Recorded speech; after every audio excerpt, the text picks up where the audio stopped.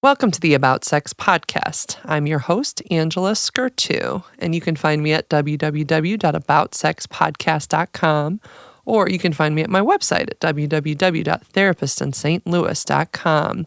Today, I am interviewing Adele. She is a self-love and relationship advisor. Hi, Adele. Or no, Eden. I totally screwed it up as soon as I say hello to you. Hello, Eden. No worries. I have that effect. It's okay. Well, you seem big like a performer, so. I'll take that.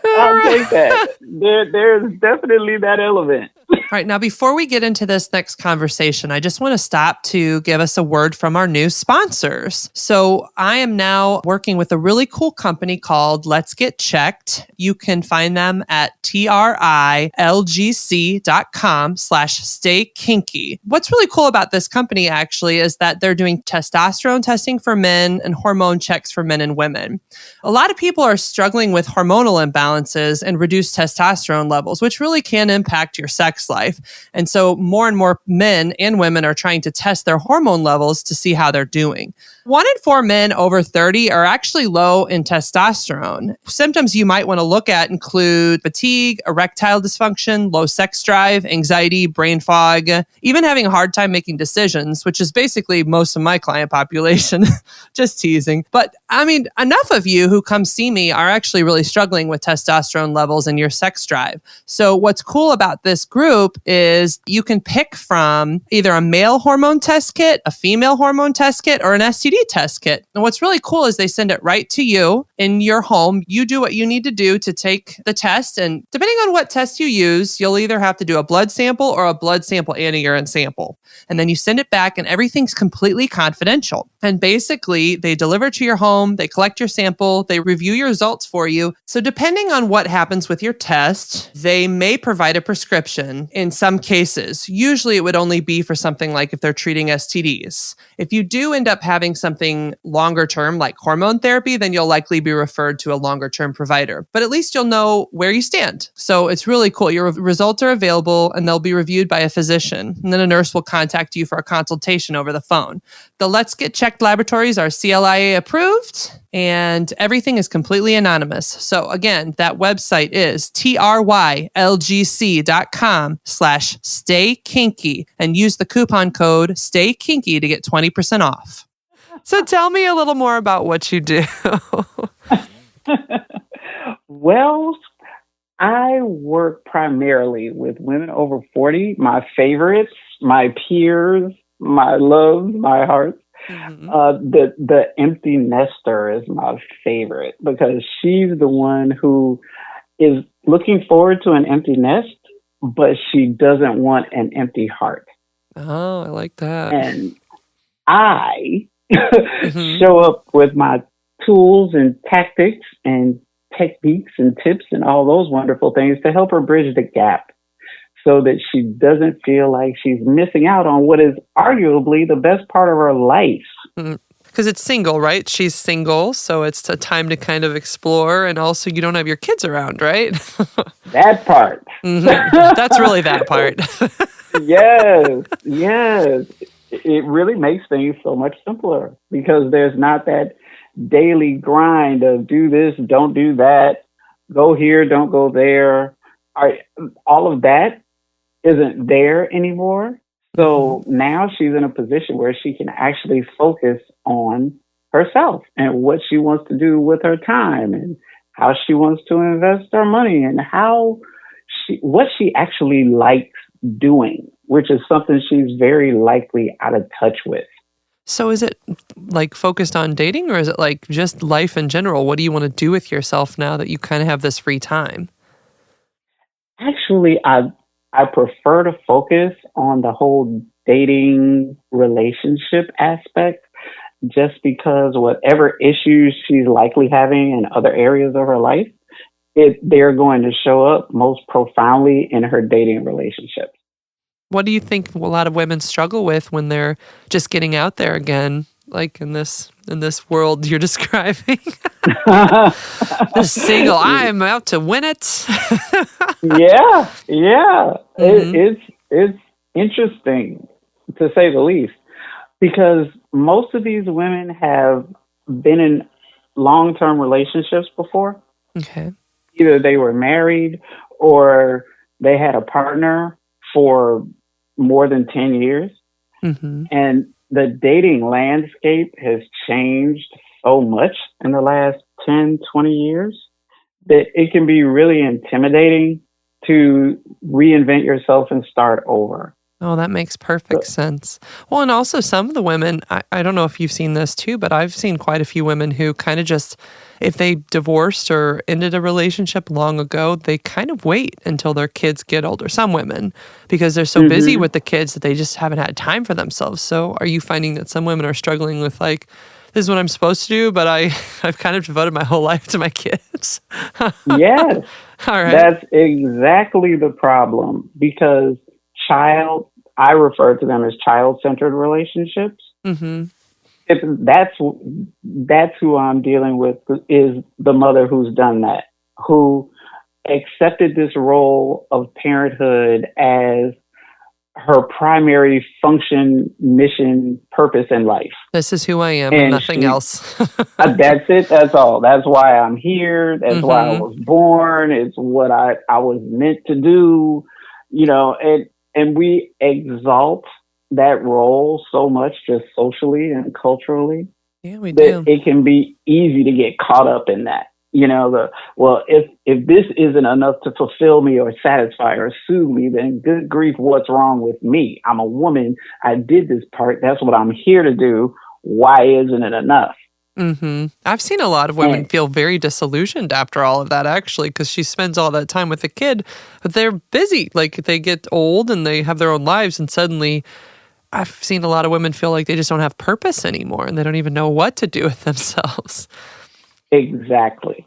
That's exactly where they end up for just that reason. Because once you allow yourself to get so focused on your children that you neglect pretty much anything that has to do with you beyond basic survival needs, Mm-hmm. then by the time the children do grow up and leave to start their own lives, as they should, you know, As I they mean, should.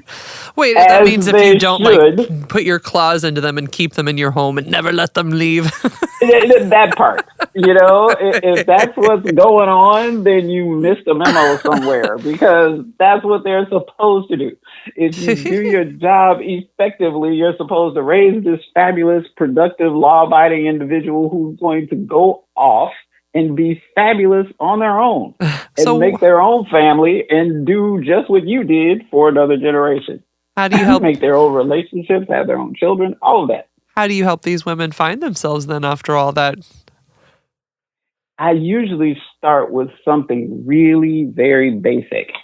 I do have a questionnaire with a lot of questions on it, but one of the questions that I like to ask is if you could spend an entire day doing only what you wanted to do, what would you do?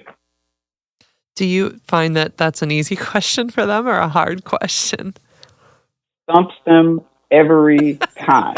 Like, I don't know. Every time. Uh, you know, Literally. I have to tell you Every one time. funny story about that. So I recently divorced and I remember going into the grocery store and it was the first time I had to buy myself food. Nobody else, not my husband, not my child, because my child was with my ex at the time. And I remember I was walking around in a daze and the people like watched me like, they were like, are you okay? Do you need anything? And I was like, no, I'm fine. But I had no idea what to get for just me. It was so Yes. crazy. Yes. And that's That just is so groceries. common. Just groceries. I cannot tell you how common that exact scenario. Hmm. I don't know what to do in the grocery store anymore. I don't know how to shop for one person. Yeah. How do you cook for one How person? do you cook for one person? How do I I leave don't the even know what house? I like.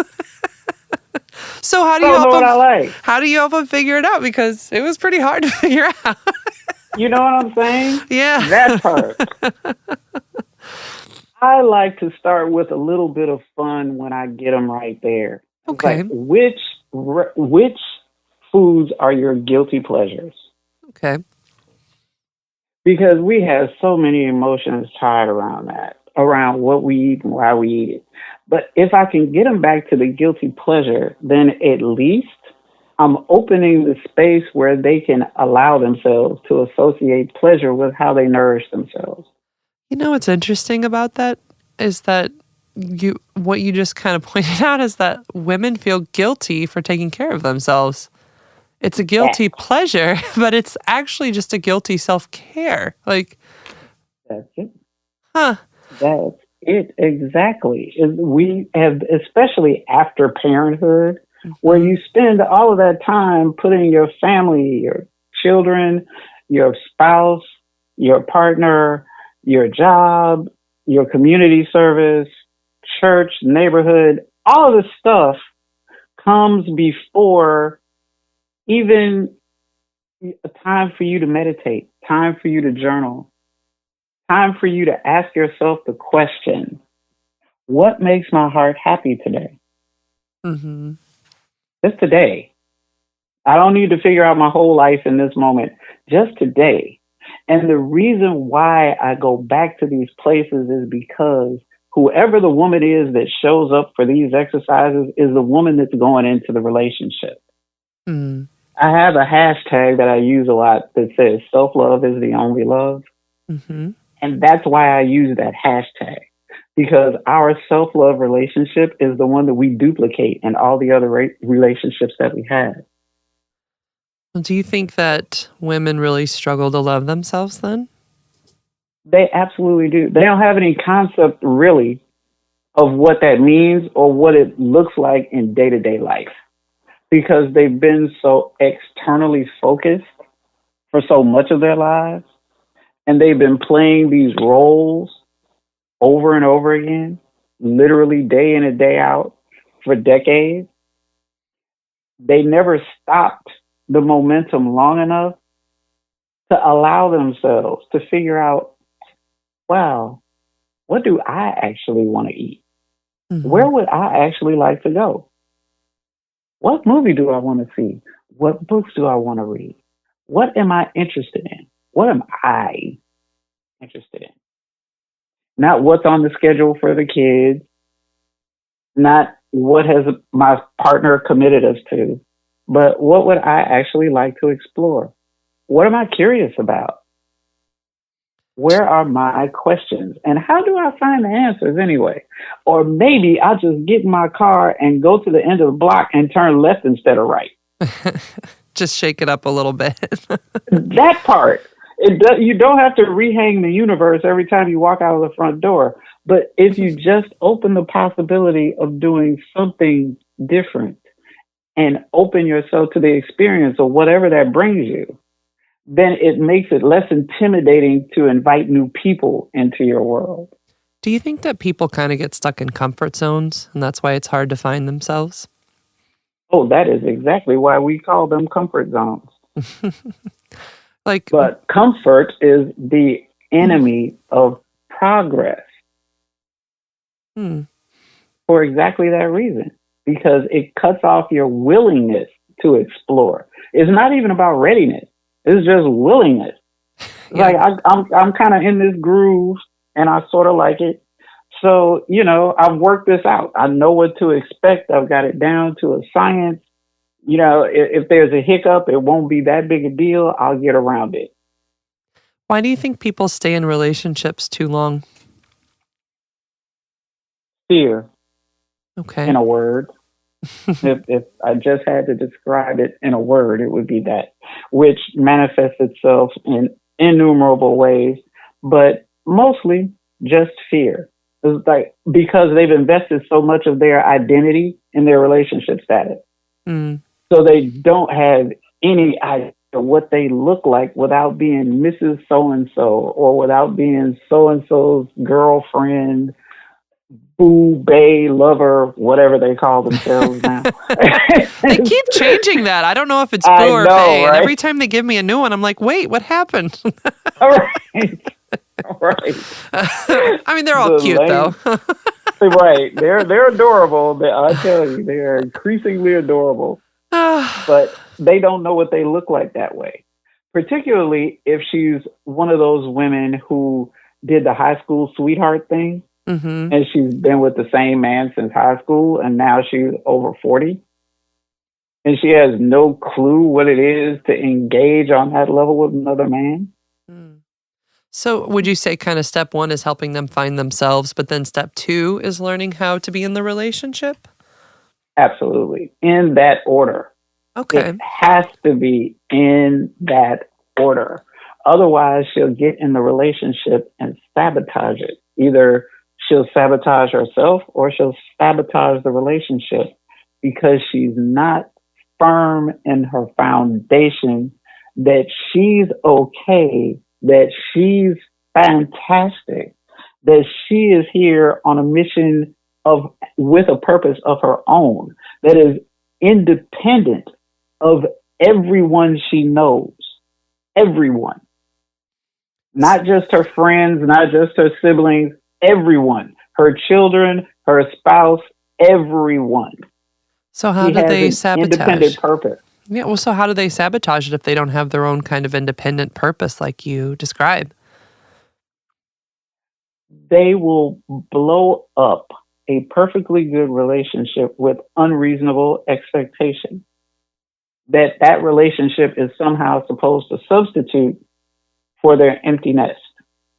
If the relationship now becomes their reason for living, their purpose for being here, their universal, oh, I've got to get up this morning because I'm in this relationship and I've got stuff to do relative to that.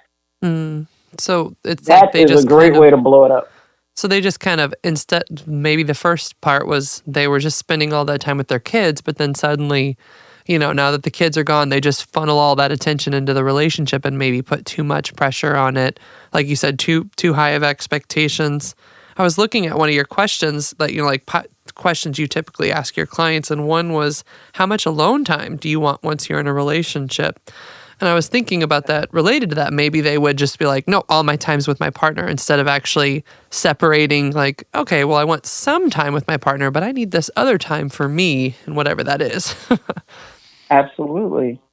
And I asked that question specifically because a lot of women believe that their romantic relationship is also supposed to be their entertainment. Oh, I could see that.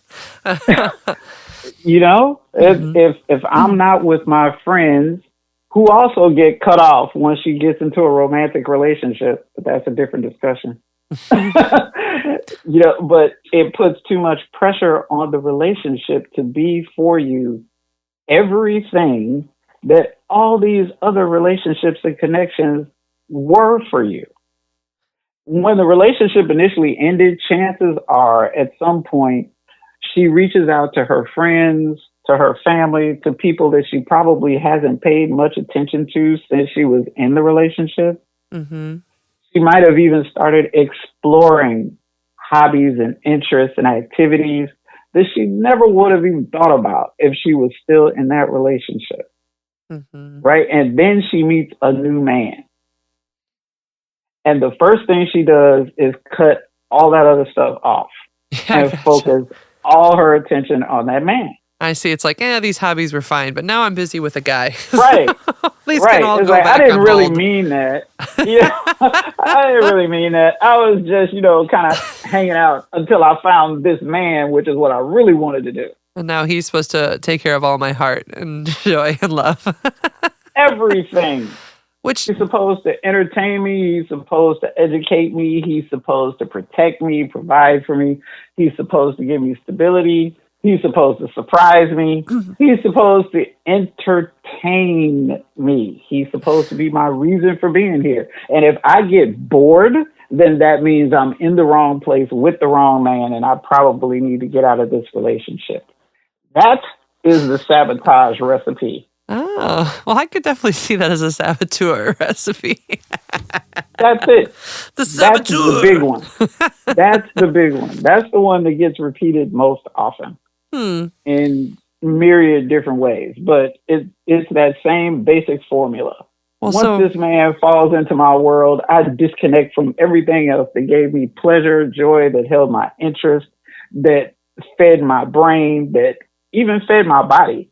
A lot of women who will stop working out, they'll stop dancing, they'll stop singing, they'll stop sculpting, painting, whatever it was they were doing physically that actually gave them pleasure and joy. They'll cut that out too, because it takes time away from him and whatever it is that they're doing together.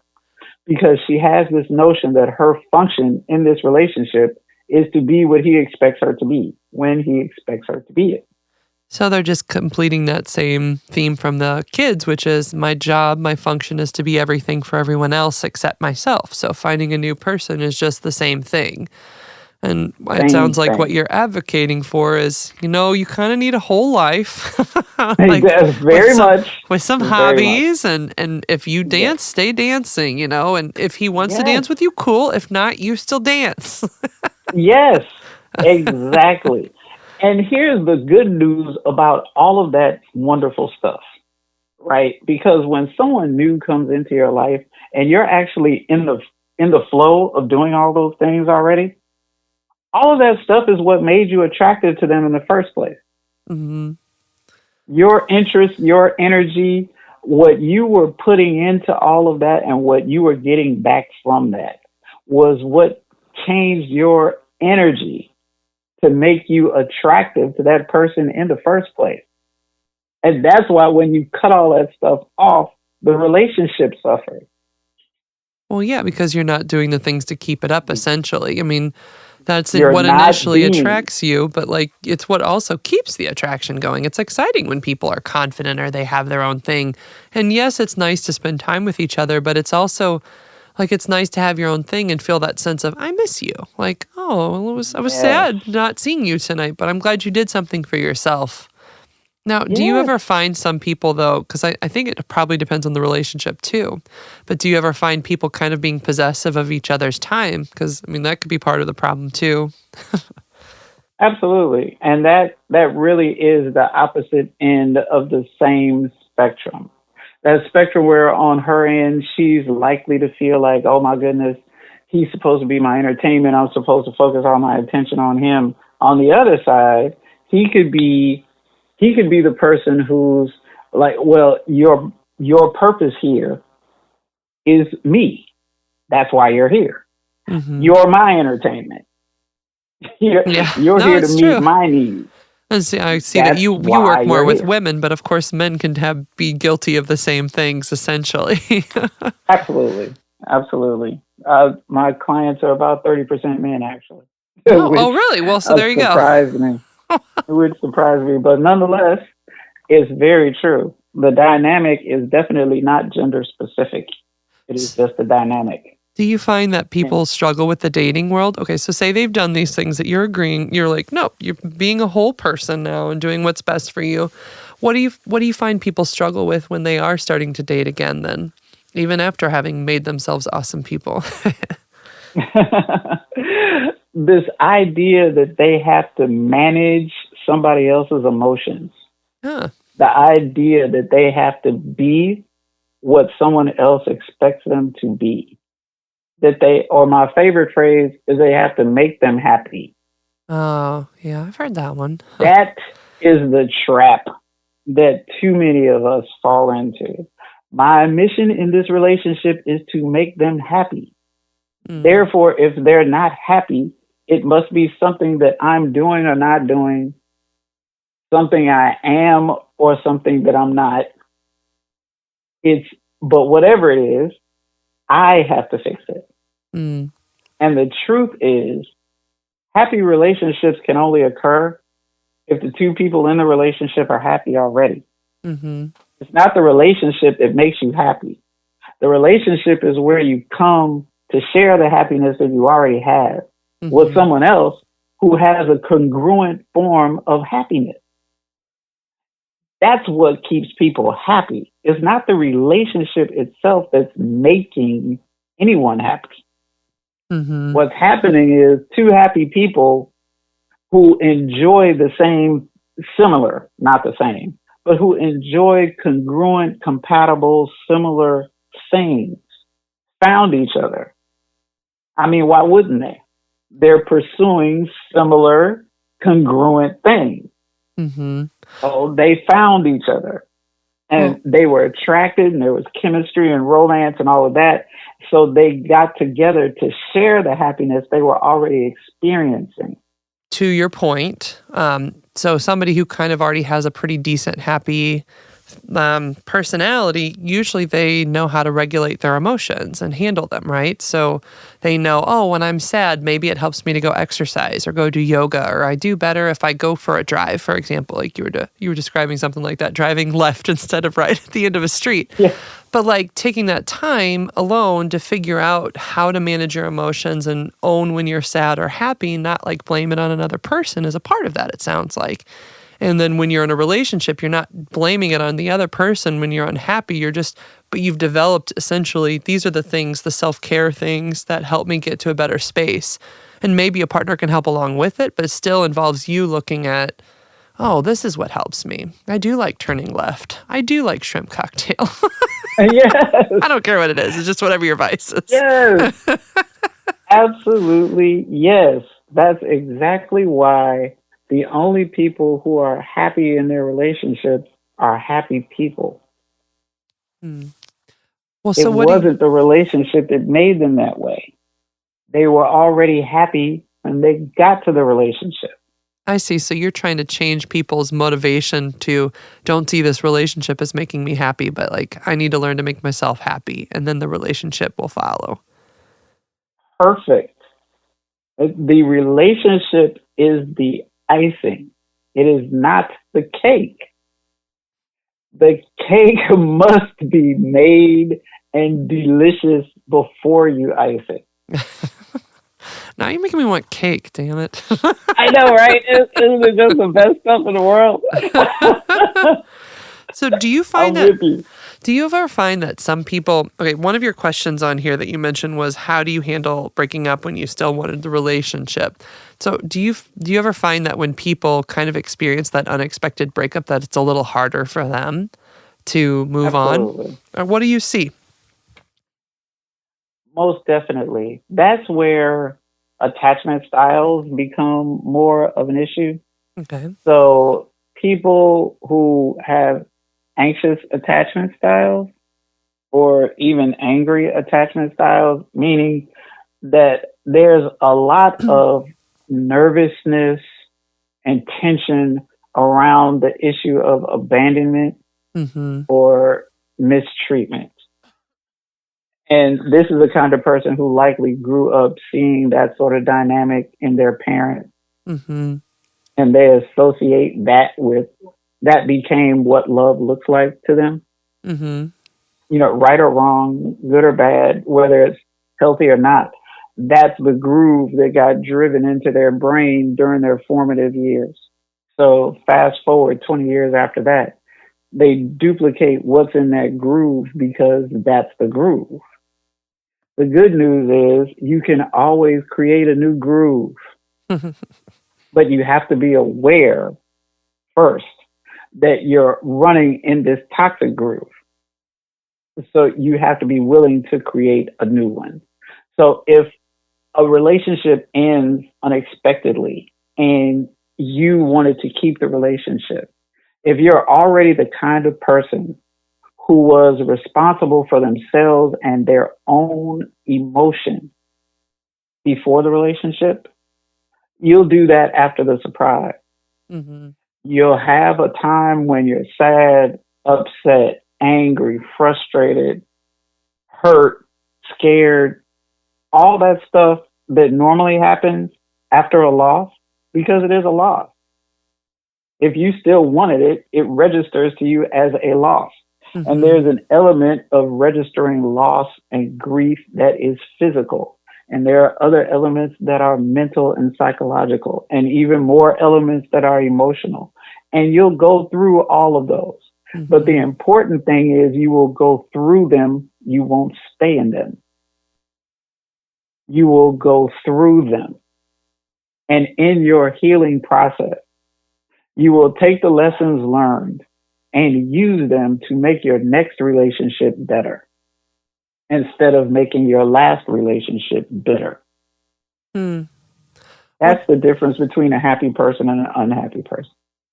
What do you think are some of the things, like the hurdles that people have to overcome then to become that happy person? Whether it's like, say they're in a relationship, or if they are single, like what are some of the little hurdles that they struggle with to get through and become that happy person?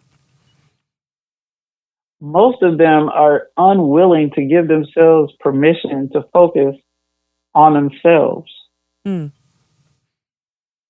They just get caught up in this notion of either it's my job to make this person happy, or this is what I've always believed a relationship is supposed to look like. Okay, So so if they're that not means willing. they're just not willing to change that. They're not willing to create a new definition of what a relationship is, Mm-hmm. and they're not willing to reinvent who they are in the relationship. Well, so what They're happens not then? willing to see themselves another way. They're not willing to be another way or to see themselves another way. So do they stay perpetually single or something? I'm just curious. Many times that is just a big part of the reason why we have such dismal divorce statistics, Mm-hmm. because people are unwilling to reinvent themselves or to rewrite how they see relationships. If they got into a relationship in their teens and 20s and they stayed in that same relationship with the same person, they expect that the relationship is the same, and it isn't.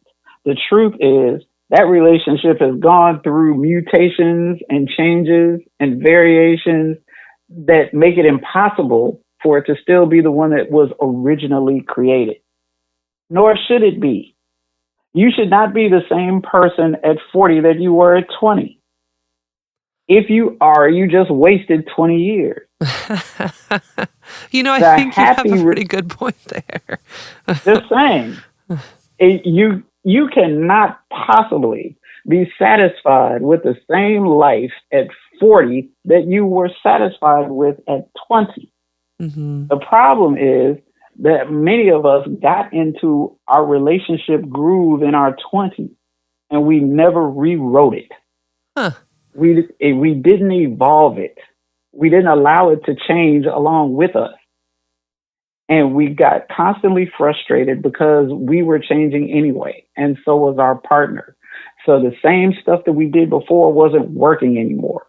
And we felt like we were running up against this brick wall that many people choose to label the wrong person, which is actually not true most of the time. Most of the time, the problem isn't the person. The problem is that you're still trying to have the same relationship 20 years later. I've definitely seen that, where it's like they kind of met in their 20s, and you want different things in your 20s than you do in your 30s, 40s, 50s, right? So if couples don't learn to grow together, like think of where you're at in your 20s. You don't have kids, you don't have a lot of responsibilities. Maybe they're living in an apartment together, but it doesn't matter. It's like, okay, we each have a little money here and there, we're good. But then as you get older and you have your kids, you want more of a partner, you want more support. I've seen people who it's like they change, or they don't change together, or they change in completely different ways. And it sounds like you kind of need to reinvent your relationship to keep it growing across the years. Absolutely. And that's a very deliberate thing. It doesn't just kind of happen. That happens with couples who actually make it a point to sit down with each other. Maybe they go out together and on a park bench on a beautiful day, and they literally ask each other the question, babe, are you getting what you wanted from this relationship? How is your peace of mind right now? Mm-hmm. Do you feel like this is a struggle for you in any way? And do you And need if more? Yeah. And if there is, what's going well about this relationship for you? What do you really enjoy about it? And what's giving you trouble? Where does it hurt? And tell me one thing that I can do that would make any of it better for you. So, That's a deliberate conversation. It is not something that just falls out of the sky into your lap and it's this magical fairy dust sort of feeling that takes over you and lets you know everything that you need to know in order to get this thing right. It's a deliberate effort. And if the effort isn't made, the relationship will show it. yeah, that makes Most perfect people, sense. you know, most people will get into a relationship and never ask these questions. They will just assume that they're talking about the same things because they're using the same words. So do They you use find that sometimes like I kind of want to shift a little bit for a moment into sex because I'm a sex therapist. This all is the right. About Sex podcast.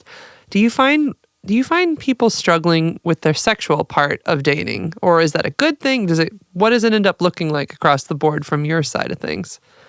It's become a lot more difficult than it needs to be. And I think it's primarily because people are dedicated to making sex something that it really isn't designed to be. Meaning, sex is primarily a mode of communication. Hmm. It's a way that intimate couples use to communicate the level and the depth of their feelings for each other in a way that is different from every other relationship that they have. That's what makes an intimate relationship special, right? Is the sexual aspect. That aspect belongs in that relationship and in no other relationship, So right? how do they struggle to communicate then, since it's a form of communication? Because that's not what they're using it for.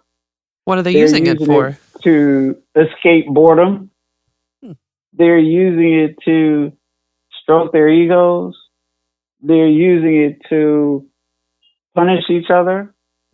Well, They're using it to manipulate each other into getting what they want. hmm. They're using it for all of these things that is really not supposed to be. It never was supposed to be that. If it was, then here's an example. Sex at its most basic rudimentary form is skin to skin contact. Okay. With that said, it shouldn't mean much more or less than, say, a handshake. Again, skin to skin contact. Well, but it's a pretty I intimate mean, if form. we that's what I'm getting to. That's what makes it so wonderful when it's used properly and so destructive when it's not. Hmm. That's why when it's weaponized, it can destroy people's lives. I see. So you see people kind of weaponize it at times against each other, and that's when things go awry. Absolutely. Absolutely. It's even in the most toxic situations. Sex happens not because the couple is trying to express their love for each other. Sex happens because somebody is trying to punish somebody. Somebody's trying to humiliate someone, degrade someone. Weaponized sex is a very powerful weapon. But sex used properly, sex used for love, sex used for communication, sex used for connection, sex used to bring people together rather than to drive them apart is also extremely powerful. That's why we have these stories and these movies and this culture all built around romance. What would be an example of somebody using sex as a weapon? Just get an idea of what you're talking about. There's a subject that isn't discussed very often, but is actually a quite common occurrence. Marital rape Okay. is weaponized sex. But so is sex for a new purse. Or I'm going to withhold sex because I know you want it, but you made me mad today. Okay. So I see what you're saying. So it's kind of like either the withholding or the taking of it without someone's permission in some way is the way you kind of weaponize it. Like withholding love or just pushing love on somebody when they're not ready. I mean, whatever, I wouldn't call it pushing love, but like pushing yourself. It's like, I'm showing you that I love you, but it's like, well, not if it's not between both of us and I'm not there for it, Okay, that makes sense. That part. It has to be mutual. Mm-hmm. If it's not mutual, it's not loving, no matter how you feel about it. Mm. Because if it isn't mutual, then somebody has some kind of sense of entitlement that doesn't belong to them. I don't have a right to anyone else's body just because I think I want it, even if we're in a relationship. Oh, yeah, absolutely. I still have to get permission for that kind of access. No matter how long we've been together, no matter how many children we have, no matter any of that, I still have to get permission to access someone else's body. Even doctors have to get consent to access our bodies, to treat us, to save our lives. Absolutely. They have to get consent for that. But for some reason, we get into these sexual situations and we think consent is not a big deal. That it's not even an issue. Because if I want sex with you, it's your obligation to allow me to. Mm. And if you don't, I'll just find a way to manipulate you into it. I see what you're saying.